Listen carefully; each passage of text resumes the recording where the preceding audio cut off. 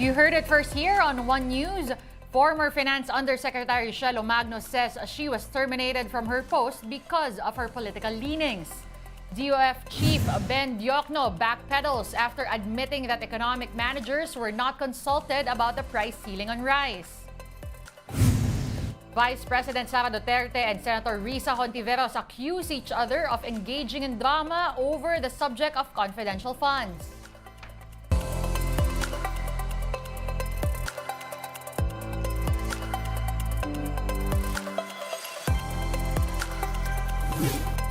Fast, focused, and fearless, here's a roundup of stories we're watching now. I'm Denise Tan. First on One News, former Finance Undersecretary Magno says she was removed from the government due to her being a supporter of former Vice President Leni Robredo. In an interview with the Chiefs, Magno clarified that DOF Chief Benjamin Diokno had nothing to do with her resignation. In fact, she said that the official backed her up to the level of President Bongbong Marcos, until a certain individual from Malacanang came in and pushed for her exit from DOF for being a, quote, Kakampink. Before she was terminated, Magno posted a supply and demand graph on her Facebook account following the imposition of a price cap on rice. We had a discussion, Secretary and Jokno and I had a discussion last Wednesday about a matter that I posted in Facebook. And I said that I'm okay resigning. So I submitted a resignation letter last Wednesday. But were you asked to resign? Yes, I was asked to resign because I posted something in Facebook by Secretary Jokno with an instruction from Malacanang to remove me. And that's what he said, that he was actually just relaying instructions? He showed me a text message from Malacanang. So is it safe to assume that Secretary Jokno was... I mean, it wasn't initiated by him, or that it wasn't initiated by him. Yeah. There was an July of this year. He was already asked to remove me. Yes, so he was asked to remove me because of being Kakampink. Again, just the question, asked by whom? Malacanang. Malacanang pa rin. Yeah, it was Malacanang. And I knew that Secretary Jokno talked to the president to explain that I'm helping him with all the reforms that we are doing at the DOF. And he said that the president said, okay, he can keep me. Catch the full interview of former Finance Undersecretary Magno on the Chiefs. That's this Saturday, September 16 at 8:30 p.m. only here on One News. The price ceiling on rice imposed by the Marcos administration on August 31st took economic managers by surprise. In a briefing, Finance Secretary Benjamin Diokno admitted that the economic team was not consulted about the order and that they were shocked by it. Diokno, NEDA Chief Arsenio Balisacan, and Budget Secretary Amena Pangandaman were in Japan when Executive Order 39 mandating the 41 and 45 peso cap on rice was released. Diokno believes a long price ceiling won't work, so it could only be in place for a month or so. The price cap took effect on September 5. Still, Diokno reiterated that economic managers support the price cap as a stopgap solution that will provide immediate release. Two senators weigh in on news that economic managers were not consulted about the policy on the rice price ceiling. Senator Risa Hontiveros is not surprised by the reaction, noting that the government's action towards the issue appeared to have been, quote, strategically planned to generate chaos in the industry. Meanwhile, Senator Amy Marcos was in disbelief about the current situation of the rice industry. She said that her father, the late President Ferdinand Marcos Sr., would rise from the dead and declare martial law if he were still alive. Several groups react to the Education Department's directive to change the term Diktadurang Marcos to just Diktadura in its matatag curriculum. In a statement, the campaign against the return of the Marcoses and martial law, or KARMA, strongly condemned the move. It said the change is, quote, a shameless scheme to distort history. For the alliance concerned, teachers or act reducing the truth to just Diktadura is an insult to the pursuit of historical truth and a disservice to the victims of the dictatorship of the late President Ferdinand Marcos Sr. A memorandum from the DepEd's Bureau of Curriculum Development said the change in nomenclature was done under the guidance of experts. So far, the agency is yet to issue a statement on the matter. We're bringing you more stories after this quick break. Keep it here on One News.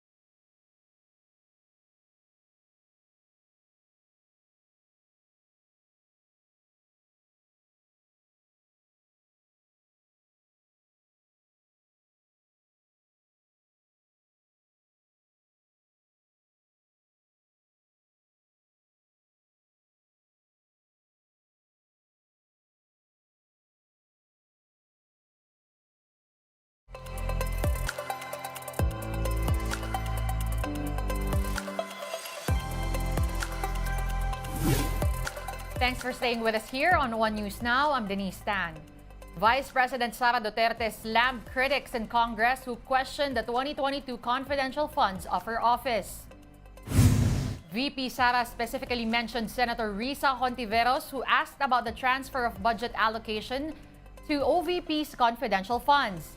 Duterte said that while Senator Risa amuses the nation with her flair for drama, the lawmaker could only wish that the confidential expenses was accessed illegally.